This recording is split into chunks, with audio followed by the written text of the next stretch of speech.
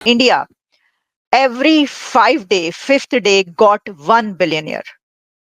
Can you imagine? जो सबसे खतरनाक एक और बड़ी अहम खबर है वो ये है कि भारत की तरफ से बंकर बस्टर अग्नि 5 मिसाइल की, जिसे भारत खास पाकिस्तान जैसे दुश्मनों की न्यूक्लियर फैसिलिटी को तबाह करने के लिए तैयार कर रहा है। ऐसा लगता है कि पाकिस्तान के खिलाफ किसी नई जंग की मंसूबाबंदी की जा रही है।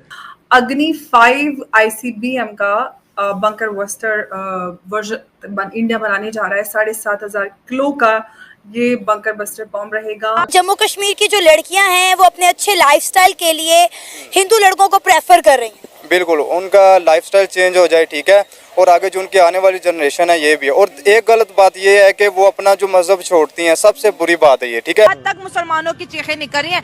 जब हिंदू अस्त्र और शस्त्र के साथ जागते हैं तो फिर मुसलमान भागते हैं। तो पूरी सिचुएशन में लग ये रहा है कि डोनाल्ड ट्रंप, मोदी और नेतन्याहू एक टीम का हिस्सा है। नया नक्शा मशरिक वस्ता का लेके चल रहे हैं और हर कोई उसकी लपेट में आ सकता है। मुद्दा है इस वक्त बड़ा interesting. Bharat is making the mother of all bombs. जिधर हमें जितना डैमेज हुआ है हमें पता नहीं चलता है कि हम जीत गए हैं या हार गए। एक तो आपकी इंडिया से बनती नहीं है, ठीक है। दूसरी, जब मोदी कह रहे थे कि यार पाकिस्तान और मिलकर हम महंगाई पे कंट्रोल करते हैं, एजुकेशन पे फोकस करते हैं, तब आपके पास एक अच्छी अपॉर्चुनिटी थी कि आप अपने हमसायों के साथ एक अच्छा बॉन्ड बना सकते थे। तब आप उनकी बातों को सीरियस ले नहीं रहे थे। और अब आप चाह रहे हो कि यार हम इंडिया के साथ टेबल टॉक पे आए, कुछ करें, बातें करें, तरक्की की बात करें। अब वो नहीं चाहते। हर दुनिया का हर मजहब प्यार को प्रमोट करता है। ये पता नहीं किसने इनको बता दिया है कि नॉन मुस्लिम्स के साथ जो है वो इस तरह का सलूक करना है।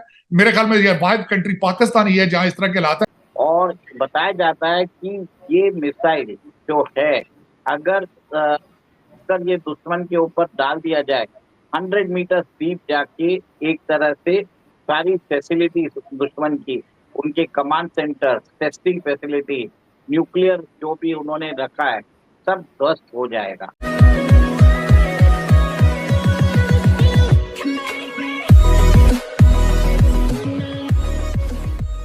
नमस्कार दोस्तों, पिछले दिनों आपने सुना होगा कि भाई अमेरिका ने जो अपने B-2 बॉम्बर थे उससे कुछ बॉम्ब बरसाए थे ईरान के ऊपर, और उसमें बंकर बस्टर बॉम्ब थे। उसके अलावा अगर आपको देखना हो तो इज़राइल ने ईरान के ऊपर बॉम्बिंग की थी और उसमें एक आतंकवादी संगठन का जो एक लीडर था उसको मार दिया था। वो बंकर में ही था और उसमें भी बंकर बस्टर बॉम्ब यूज़ किए थे। और यहाँ पर भी यही बात हो रही है कि इंडिया बंकर बस्टर बॉम्ब बना रहा है, खास करके पाकिस्तान के लिए, और उसमें भी जो उसकी न्यूक्लियर फैसिलिटी है, क्योंकि डेफिनेटली जो होगा वो बंकर में ही होगा, नीचे तक होगा। इतना आसानी से वो हमें ऊपर ज़मीन के ऊपर तक नहीं मिल जाएगा। तो कहने का मतलब ये है कि इंडिया जब इस टाइप की सिचुएशन क्रिएट कर रहा है ना, तो पाकिस्तानी मतलब डर का माहौल फैल जाता है। पहले क्या सिचुएशन थी कि इंडिया कोई भी इनोवेशन करता था ना, तो पाकिस्तान भी पीछे ये चीज़ें करने पर आ जाता था। लेकिन अब वो है ना कैच नहीं कर पा रहा है और बहुत दूरी बन चुकी है इंडिया और पाकिस्तान के डेवलपमेंट में। वो डिस्कस करने के लिए और कुछ नहीं कर पा रहे हैं। इसी के साथ ये वीडियो शुरू करते हैं। और हाँ दोस्तों, सुपर थैंक्स के जरिए हमारी मदद करना ना भूलें। अग्नि 5 ICBM का बंकर बस्टर वर्जन इंडिया बनाने जा रहा है। 7,500 किलो का ये बंकर बस्टर बॉम्ब रहेगा और काफ़ी कुछ इसमें चेंजेस, अपग्रेडेशन किए जा रहे हैं, जिसके बाद से बंकर बस्टर बॉम्ब बनेगा और 100 मीटर गहराई में जाकर वार करने की शक्ति रखेगा। और रेंज इसकी कम कर दी जा रही है, 2 से 2,500 किलोमीटर की रेंज इसकी कर रही है। पहले से घटाकर अब इसकी रेंज को कम कर दिया जाएगा ताकि ये अंदर नीचे जाकर उसको वार कर सके। अब ये क्यों ज़रूरी है, क्यों बनाया जा रहा है, कई सारे बड़े सवाल हैं जिस पर हम चर्चा करेंगे। और चर्चा करने के लिए हमारे साथ मौजूद है उमेश जी, क्योंकि हमने देखा है कि ईरान को लेकर भी जो बंकर बस्टर बॉम्ब बनाने की जो उस पर टारगेट करने की मिलिट्री और जो न्यूक्लियर इंस्टॉलेशंस हैं उनको टारगेट करने में इजराइल असमर्थ था, जिसके लिए अमेरिका की ज़रूरत पड़ रही थी इजराइल को। और अब भारत भी अपना बंकर बस्टर बॉम्ब बनाने जा रहा है। बड़ी ये डेवलपमेंट है, समझने की कोशिश करेंगे उमेश जी से। बहुत बहुत स्वागत है आपका। जय हिंद, नमस्कार। जय सिया राम अंबर जी। जय सिया राम। उमेश जी, बड़ा डेवलपमेंट है, अग्नि 5 ICBM बंकर बस्टर बॉम्ब बनाने जा रहा है इंडिया, और काफ़ी कुछ इसमें बदलाव हो रहे हैं, जिसके बाद से इसको ये एक नया वेरिएंट तैयार किया जाने वाला है। सबसे बड़ा सवाल हमें कितनी ज़रूरत है इस बंकर बस्टर बॉम्ब की, उद्देश्य, ये सारी बातें मैं आपसे जानना चाहूँगी। देखिए, ये जो अग्नि मिसाइल है, ये इंटरकॉन्टिनेंटल बैलिस्टिक मिसाइल है, जिसके अंदर इसकी रेंज बताया जाता है 5000 किलोमीटर की है। अब इसके अंदर आपने जैसे बताया है, इसका भारत अभी बंकर बस्टर वेरिएंट बनाने वाला है। इसकी जो मारक क्षमता है, इसकी जो रेंज है, वो 5000 किलोमीटर से 2500 किलोमीटर कर दी जाएगी। और सेकेंड, इसके अंदर जो पेलोड रहेगा, जो वॉरहेड का पेलोड रहेगा, इट विल बी 7500 kg, मतलब 7.5 टन का पेलोड रहने वाला है। और बताया जाता है कि ये मिसाइल जो है, अगर ये दुश्मन के ऊपर डाल दिया जाए, 100 मीटर डीप जाके एक तरह से सारी फैसिलिटी दुश्मन की, उनके command centre, testing facility, nuclear जो भी उन्होंने रखा है, सब ध्वस्त हो जाएगा। तो भारतीय सरकार ने इसका फैसला लिया है कि अभी उनको बंकर बस्टर बॉम्ब रखने की जरूरत है। और ये क्यों जरूरत है, ये आपको मैं बताना चाहता हूँ, क्योंकि सबको मालूम है कि हमारे पास न्यूक्लियर मिसाइल्स है, फिर हमें ये बंकर बस्टर जरूरत क्या है। आप ये समझ लीजिए, न्यूक्लियर मिसाइल जो होती है वो सिर्फ शोपीस के लिए होती है, उसके लिए यूज नहीं किया जाता। आज आपको मालूम है रशिया के पास 6500 न्यूक्लियर पेलोड्स है, अमेरिका के पास 6000 है, हम पाकिस्तान के पास 170 है, पर भी कोई भी यूज करना नहीं चाहता। अगर वो यूज किया गया तो रिटेलिएशन में उसकी कंट्री दूसरी कंट्री भी यूज करेगी, जिसके कारण वर्ल्ड के अंदर mutually assured destruction, MAD doctrine बोलते हैं, वो किक इन हो जाती है। तो भारत को एक तरह से ऑल्टरनेटिव चाहिए। आपको अभी मालूम है ऑपरेशन सिंदूर में भारत ने एक तरह से किनारा हिल्स में एंट्री और एग्जिट पे एक तरह से वहां पे ब्रह्मोस से उन्होंने हमला किया था, जिसके कारण बताया जाता है कि पाकिस्तान के जो न्यूक्लियर प्रोजेक्टाइल्स है उस जगह वो कंप्लीटली ध्वस्त हो गए हैं। अब उसको ऐसा है कि उसको कंक्रीट डाल के उसको फोर्टिफाई किया जा रहा है ताकि वहां से रेडिएशन ना निकले। भारत को भी लग रहा है कि हमें भी एक तरह से बंकर बस्टर बॉम्ब की जरूरत है, क्योंकि पाकिस्तान की ये एक फैसिलिटी नहीं है, ऐसी बहुत सारी फैसिलिटी उनके पास है। और अगले बार अगर युद्ध होता है तो हमारा ये बंकर बस्टर बॉम्ब पाकिस्तान की न्यूक्लियर फैसिलिटी जो अंडरग्राउंड है, जैसे किनारा में थी, वैसे जाके स्ट्राइक करेगा और वहां पे वो सारे उनके कमांड सेंटर खत्म कर देगा। है इस वक्त बड़ा interesting, Bharat is making the mother of all bombs. And इस न्यूज से इस वक्त पाकिस्तान, बांग्लादेश, चाइना, USA तो शॉक्ड हैं। रशियंस और इजरायलीज थोड़े सरप्राइज हैं, क्योंकि हमारे थोड़े फ्रेंड वाले सर्कल की तरफ आते हैं। क्या मुद्दा समझते हैं? Umesh, let's get started, the platform is yours. जी, आप टर्की को भूल गई, और टर्की एर्दोगान को को भूल गए। हाँ। यस यस तो आप कभी भी ध्यान रखिए कि अगर आपका भारत का दुश्मन है तो सबसे पहले USA है, सेकंड चाइना है, थर्ड पाकिस्तान है, टर्की है, और ईस्ट पाकिस्तान बांग्लादेश है। तो ये ध्यान रखिए कि ये लोग कभी भी भारत के शुभचिंतक नहीं रहेंगे और ना ही बनेंगे। कितनी भी स्वीट टॉकिंग कर लो, आज इनको काम है तो भारत के साथ ये दोस्ती की बात करेंगे, लास्ट में खंजर घोंपना इनके DNA में ही है। के ऊपर जो है, जो एक ऑर्गेनाइजेशन है उसको एक टेरर ऑर्गेनाइजेशन के तौर पर UN में कहा गया, तो इसाक डार साहब उसे सपोर्ट करते हुए दिखे। तो ये जो हमें लोग पूरे टाइम एक ताना देते रहते हैं टेररिज्म का, तो क्या आपको लगता है वाकई में ऐसा नहीं है कि यहाँ पर कोई इस तरह के लोगों को सपोर्ट किया जा रहा हो?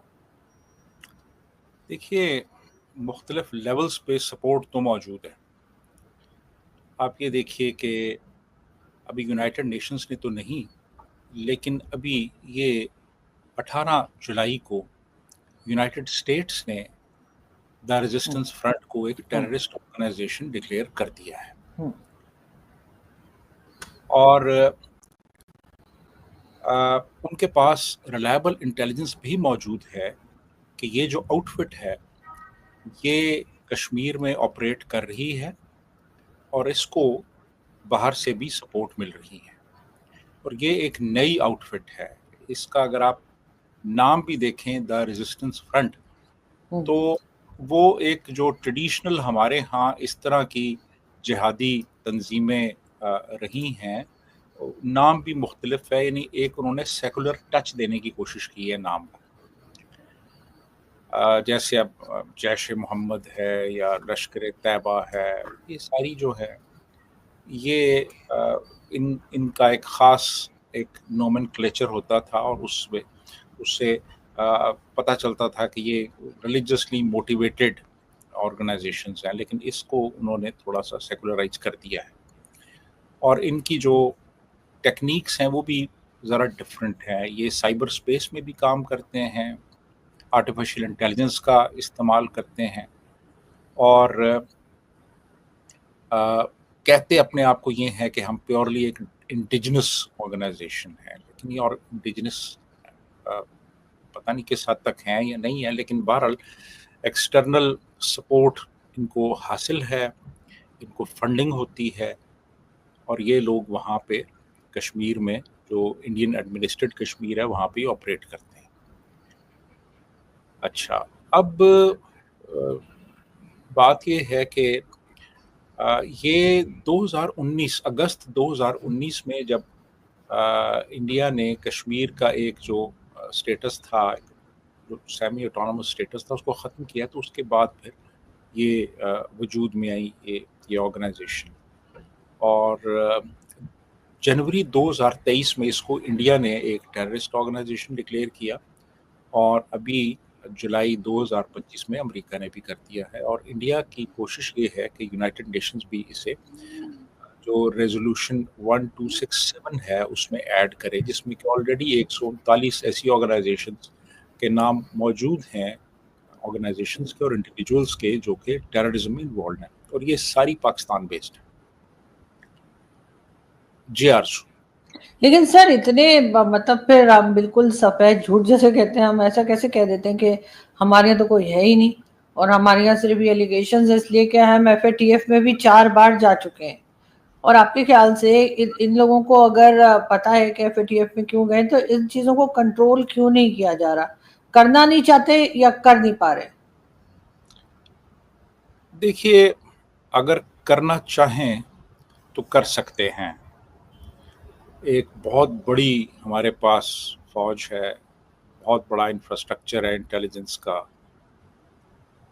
कर सकते हैं, लेकिन बहुत सी इसमें रीजंस हैं।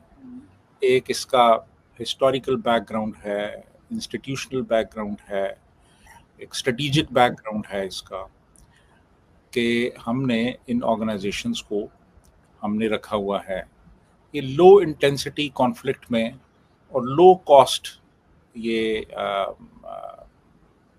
जो कॉन्फ्लिक्ट है उसमें ये बड़ी सूदमंद होती हैं। हमारी जो फॉरेन पॉलिसी है उसका एक ये टूल रहा है अफ़गानिस्तान में भी और कश्मीर में भी। इंडिया को प्रेशराइज़ करने के लिए हमने इनको इस्तेमाल किया, हमने अफ़गानिस्तान को प्रेशराइज़ करने के लिए इन ऑर्गेनाइजेशंस को इस्तेमाल किया। तो ये हमारी एक कह लें कि एक तरह की जो स्ट्रेटजी का हिस्सा रहा है कि इन ऑर्गेनाइजेशंस को इस्तेमाल किया जाए, वो हम करते रहे हैं। अच्छा, एक तो ये बड़ा फैक्टर है। उसके बाद फिर हमने एक डुअल पॉलिसी इख्तियार की। हमने एक तरफ वो ऑर्गेनाइजेशंस जो कि पाकिस्तान के ख़िलाफ़ है, पाकिस्तानी फ़ौज के ख़िलाफ़ है, उनके ख़िलाफ़ तो हमने बड़े बड़े एक्शंस लिए, लेकिन वो जो हमारी प्रॉक्सीज़ के तौर पे दूसरे मुल्कों में ऑपरेट करती रहीं, उनको हमने सपोर्ट किया। आज अगर आप मौका दें ना किसी को कि वाघा बॉर्डर से इंडिया चले जाएं तो आपका आधा लाहौर वहाँ पे चला जाए। अच्छा, ये कंडीशन बन चुकी है।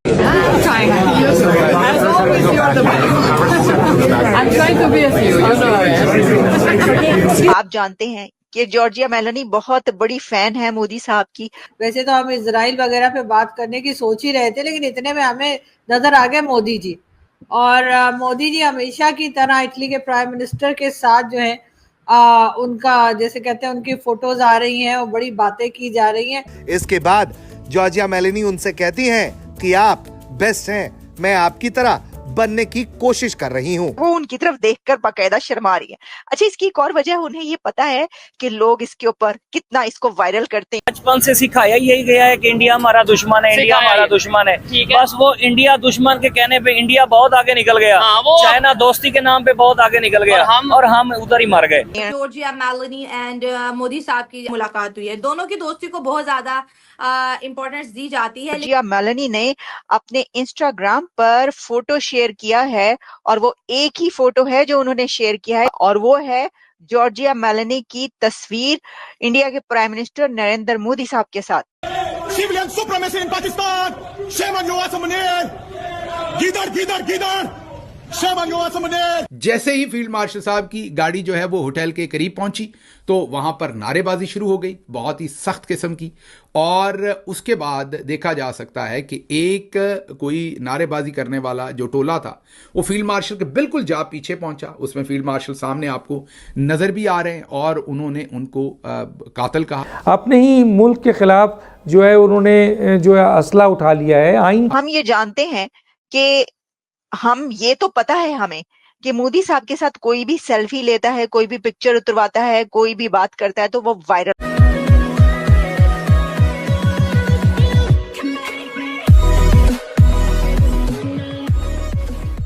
नमस्कार दोस्तों, अब जैसे ही यहाँ पर बात हो रही है कि भारत के प्रधानमंत्री नरेंद्र मोदी और इटली की प्राइम मिनिस्टर मेलोनी के बारे में, अब वो जब मिलते हैं तब अलग ही ऑरा होता है उनका। लेकिन यहाँ पर दूसरी बात ये हो रही है कि पाकिस्तान का वो जो आर्मी चीफ या फिर कहे कि फील्ड मार्शल आसिम मुनीर जब यूएस जाता है ना तब उसको गालियाँ सुननी पड़ती है। मैं कैसे, मैं आपको बताता हूँ।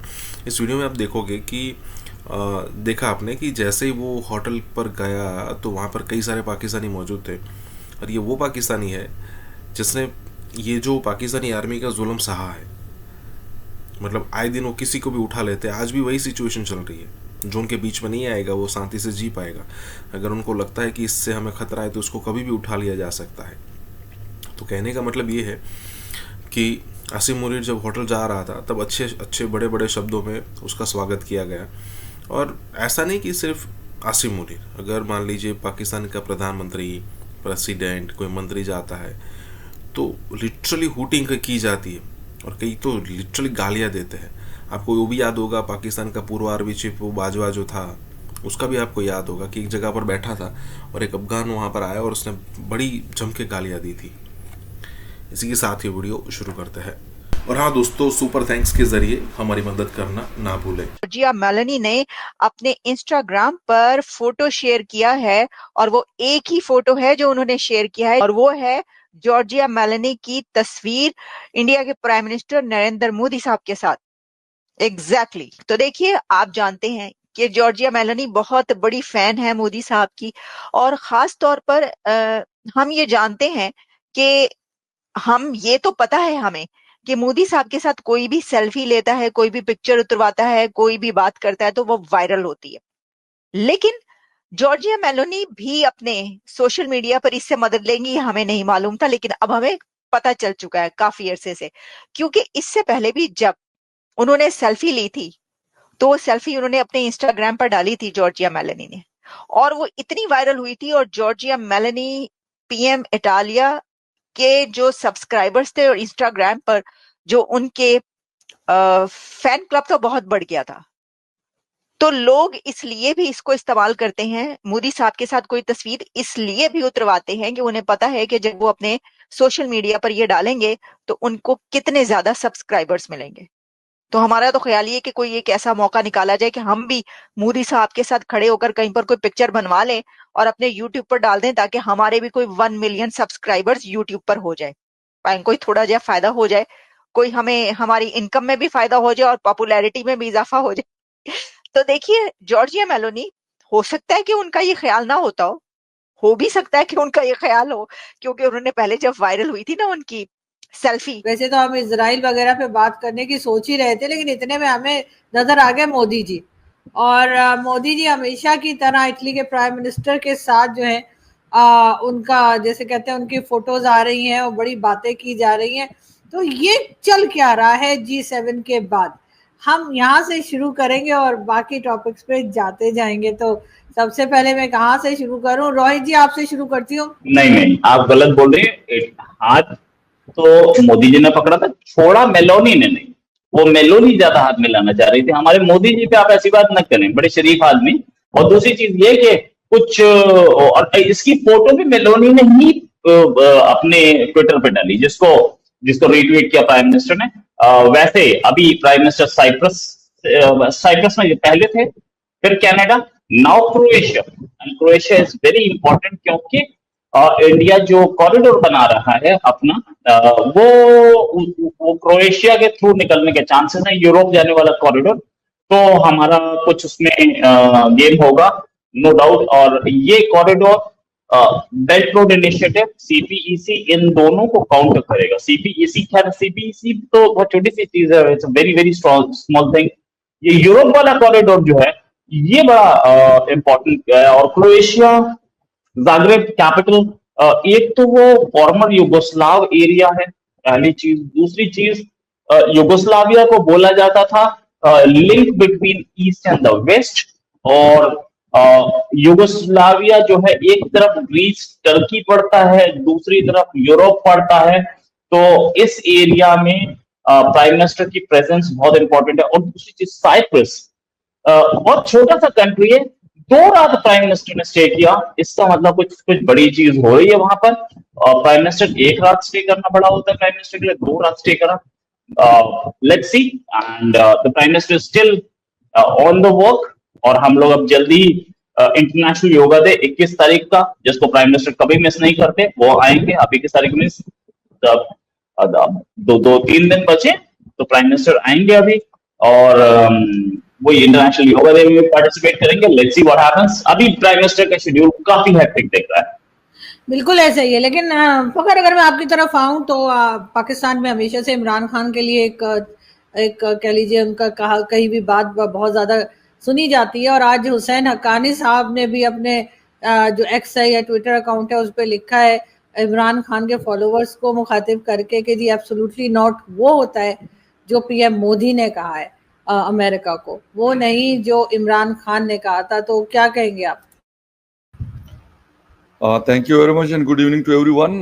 बिल्कुल बात तो सही है कि उन्होंने क्योंकि काफ़ी टाइम से, जब से उनकी बात हुई थी यूएस प्रेसिडेंट से, पहलगाम अटैक के बाद उनकी कॉल आई थी पीएम मोदी साहब को, तो उसके बाद ये मतलब उनकी इंटरेक्शन क्योंकि G7 में नहीं हुई, तो इसलिए फ़ोन कॉल पे उनका रब्ता हुआ और 35 मिनट की कॉल की गई। तो वहाँ पर उन्होंने बिल्कुल एब्सोल्युटली नॉट बड़ा मशहूर हुआ, और ये इमरान खान साहब की वजह से हुआ। अगर हम देखें पूरी दुनिया में लोग इसको बोलते हैं, उनके फॉलोअर्स भी बोलते हैं और वैसे भी लोग मजाक में भी बोलते हैं इसको। तो इसमें कोई डाउट नहीं है कि उन्होंने एब्सोल्युटली नॉट कहा। इमरान खान साहब तो मुख्तलिफ चीज़ें देते रहते हैं। अनफॉर्चुनेटली उनके कभी वो अमेरिका वालों को कहते थे कि आपने हुकूमत हमारी ख़त्म कर दी, फिर उसके पीछे पड़ गए कि आप हमारी हुकूमत कायम कर दें। मतलब ऐसी ऐसी चीज़ें आई अनफॉर्चुनेटली कि उसमें मतलब तब्दीलियां आती रहती हैं हर मतलब 1-2 महीने के बाद। दूसरी चीज, इन्होंने कहा कि सबसे ज्यादा दहशतगर्दी पाकिस्तान में हुई है। तो सबसे ज्यादा दहशतगर्दी अगर पाकिस्तान में हुई, तो इस पूरे खित्ते में सबसे ज्यादा दहशतगर्दी फैलाई भी पाकिस्तान ने ही थी। तो आपने जो बोया है वो आप ही काटेंगे ना, वो काटने कोई दूसरा थोड़ी आएगा। तो ये तो लगता है कि इट इज वेरी क्लोज। जो मैसेज मैं आपको दिखा रहा हूँ जो ईरान का, जिसमें इन्होंने शुक्रिया अदा किया है भारत का, भारतीय अवाम का, वहाँ की मीडिया का, सिविल सोसाइटी का, कि जिस तरह से उन्होंने इस इजरायली ईरान जंग में ईरान को सपोर्ट किया है। अभी 5 मिनट पहले इंटरनेट पे, और उसमें जो क्रक्स उन्होंने दिखाया है कि आखिर में उन्होंने जय हिंद का नारा लगाया है। इसकी खित्ते पे क्या असर पड़ेगा? पाकिस्तान जी, खासकर पाकिस्तान की हम बात करते हैं। ईरान की तरफ से अभी तक ऐसा कोई स्टेटमेंट नहीं आया जिसमें वो पाकिस्तान को ब्रदरली इस्लामिक कंट्री बता रहे हो या ये दावा। तो क्या हम अपने मुसलमानों पे हमले करेंगे? क्या हम अपने मुसलमानों को मारेंगे? ट्रंप ने गलती की और अपनी साख भी खोई और अपनी सियासत को भी नुकसान पहुंचाया अगर उसे रिकवर नहीं कर पाता। अमेरिका का सेक्रेटरी ऑफ स्टेट कहता है कि ये जो ममालिक मजम्मत हमारी कर रहे हैं ना, प्राइवेट मीटिंग्स में हमें कह रहे हैं कि ईरान के साथ जो कुछ आप कर रहे हैं ठीक कर रहे हैं। ये पूरी चार्जशीट है जनरल आसिम मुनीर के खिलाफ। अब हमें सोचना चाहिए कि हमारे साथ क्या लेकिन अगर हमारे इनके साथ ये हालात चल रहे हैं, अनफॉर्चुनेटली, मैं ये नहीं कहता कि ये सारा कसूर या पाकिस्तान का, ये सारा कसूर या ईरान का है, नहीं, दोनों साइड से कुछ ना कुछ ऐसा हो रहा है, ऐसा होता है जिसकी वजह से ये सारी सिचुएशन क्रिएट हो रही है। जो उनके जो जहाज आए थे, वो मैं नाम उनके, वो पायलट साहब का भूल गया था, और जिनको हमने चाय भी पिलाई थी, नाम मैं भी, उसका नाम मेरे जहन में नहीं आ रहा है। उसने जो उनके बकौल भारत के अवाम ने इस मुश्किल घड़ी में ईरान की सपोर्ट की है। अब ये बड़ी एक हैरानकुन बात है। क्या वजह है कि हमारे फील्ड मार्शल के साथ मुलाकात होती है और उसी दिन ट्रंप फैसला करता है कि मैंने हमला करना है। ईरान जो है वो आज भी जय हिंद के नारे लगा रहा है।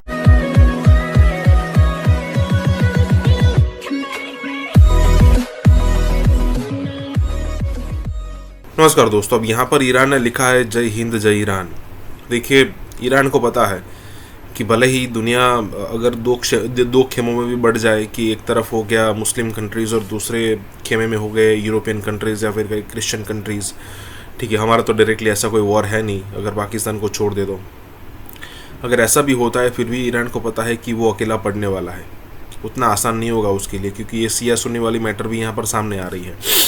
जो भी हो, लेकिन सिचुएशन ये हो रही है यहाँ पर कि ईरान को अब ये, अगर मान लीजिए यूएस के साथ ही अलग लेवल की या फिर न्यूक्लियर वाली सिचुएशन अगर वो नहीं करता है, तो उसके रिलेशन इंडिया के साथ बहुत ही वैसे ही बहुत अच्छे हैं और ऊपर से और बढ़ जाएंगे। इसके अलावा अगर आप देखो तो बिज़नेस की अपॉर्चुनिटीज़ भी बहुत सारी बढ़ जाएगी। तो जब उनको मौका मिलता है, ईरान को, ईरान के डिप्लोमेट को जो कि इंडिया के अंदर होते हैं, तो इस टाइप के जेस्चर्स दिखाते हैं इंडिया को, जिससे इंडिया जो है एक समझता है कि हाँ, किस लेवल का ये बॉन्डिंग हमसे चाहते हैं। हालांकि यूएस की कुछ ना कुछ सिचुएशन हो ही जाती है, अगर ना हो तो बहुत ही अच्छा रहेगा।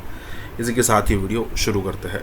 और हाँ दोस्तों, सुपर थैंक्स के जरिए हमारी मदद करना ना भूलें। तो मैसेज मैं आपको दिखा रहा हूँ, जो ईरान का डिप्लोमेटिक मिशन या एम्बेसी है नई दिल्ली के अंदर, इनका ये एक्स ऑफिशियल हैंडल है।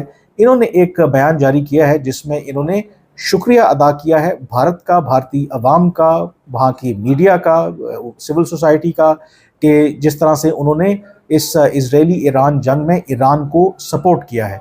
और उसमें जो क्रक्स उन्होंने दिखाया है कि आखिर में उन्होंने इस एम्बेसी की जो स्टेटमेंट है कि जय हिंद का नारा लगाया है। ईरान की जो डिप्लोमेटिक मिशन है उसने, जो उनके बकौल भारत के अवाम ने इस मुश्किल घड़ी में ईरान की सपोर्ट की है। अब ये बड़ी एक हैरानकुन बात है। उसके बावजूद जो ईरान की एम्बेसी है दिल्ली में, वो जय हिंद के नारे लगा रहे हैं। यहाँ पर यह बात ज़रूरी है कि ईरान, जिस तरह पाकिस्तान या कोई भी एक सॉवरन मुल्क है, उसका इख्तियार है कि वो अपने जो ताल्लुकात हैं वो मेंटेन करे किसी मुल्क के साथ भी, और ईरान और भारत के एक लॉन्ग स्टैंडिंग रिलेशनशिप है।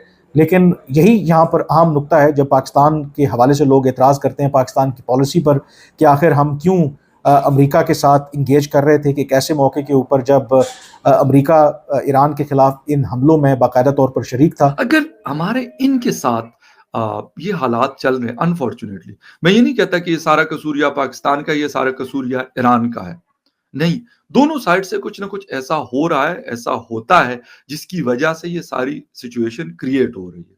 But what the thing is कि इसके ऊपर हम काबू क्यों नहीं पा रहे। एक जैसे कहते हैं कि जो ट्रस्ट गैप है बहुत बड़ा, ट्रस्ट डेफिसिट है बहुत बड़ा, वो खत्म क्यों नहीं हो रहा। उसकी क्या वजूहत है। कोई लोग इसको इंडिया के साथ जोड़ देते हैं कि जी इंडियन फॉरेन मिनिस्टर आए थे, तो उनके आने के बाद, डॉक्टर जयशंकर के आने के बाद ये सारा कुछ हुआ। लेकिन मैं इस चीज को मैं कहता हूं कि नहीं, ऐसा शायद नहीं है। मतलब एक बात करना और है, लेकिन हकीकत इससे अलग होती है। बट जो चीजें चली हैं या जो चीजें चल रही हैं, वो अच्छी नहीं है, न इस रीजन के लिए अच्छी है और ना पाकिस्तान ईरान के लिए अच्छी है, क्योंकि नुकसान दोनों तरफ होता है। और थोड़ी बहुत, जिसे कहते हैं, मैंने बताया आपको कि पाकिस्तान के लोग वहाँ मेहनत मजदूरी करने के लिए जाते हैं, और हम लोग बहुत सारी चीज़ें, बलूचिस्तान में अगर जो लोग गए हैं, वहाँ पे आपको मोस्टली खाने पीने की चीज़ों से लेके और इस्तेमाल की जितनी भी चीज़ें होती है, घरेलू इस्तेमाल की, बर्तन, ब्लैंकेट्स, कपड़े, ये सारे आपको ईरान के बने हुए मिलेंगे। इलेक्ट्रॉनिक्स की तक की चीजें आपको ईरान की बनी हुई मिलेंगी। ब्रेड तक वहां से आता है, फ्रूट्स तो खैर बहुत सारे पाकिस्तान में आता है, लेकिन ये वाली चीजें बलूचिस्तान के अंदर उनकी इस्तेमाल होती है। शायद अफगानिस्तान में भी कुछ जो इलाके जो बॉर्डर्स लगते हैं उनके, वहाँ पे शायद होता हो, लेकिन बलूचिस्तान में एक बड़ी स्केल पे ये सारी चीज़ें हो रही।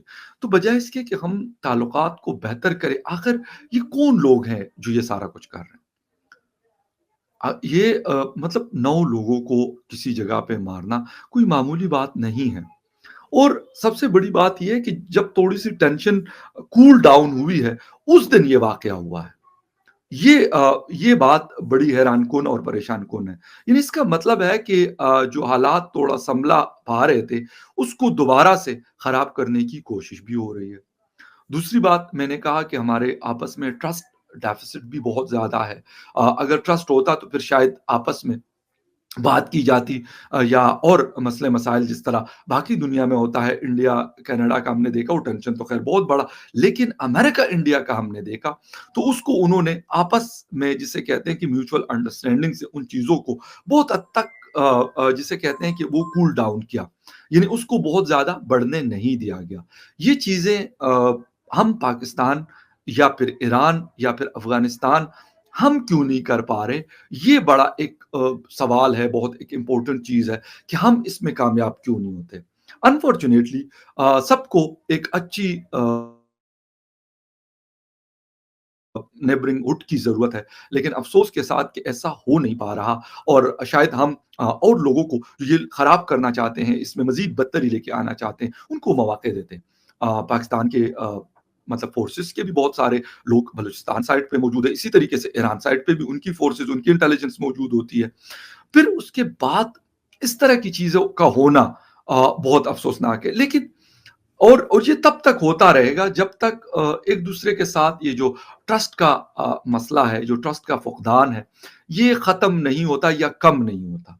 ये चीज़ें ख़त्म होना बहुत मुश्किल बात है। और जो जलील गिलानी साहब हैं, उन्होंने एक बात की है कि हम नफ़रत की इस चीज़ों को नहीं मानते, कि उन्होंने रद्द-ए-अमल दिया कि ये होलनाक और काबिल नफ़रत वाक़या है। हम इसकी मज़म्मत करते हैं। तहकीकात भी की गई या हो रही हैं। ये लोग वर्कशॉप में, वहाँ के लोकल वर्कशॉप में ये लोग मज़दूर थे,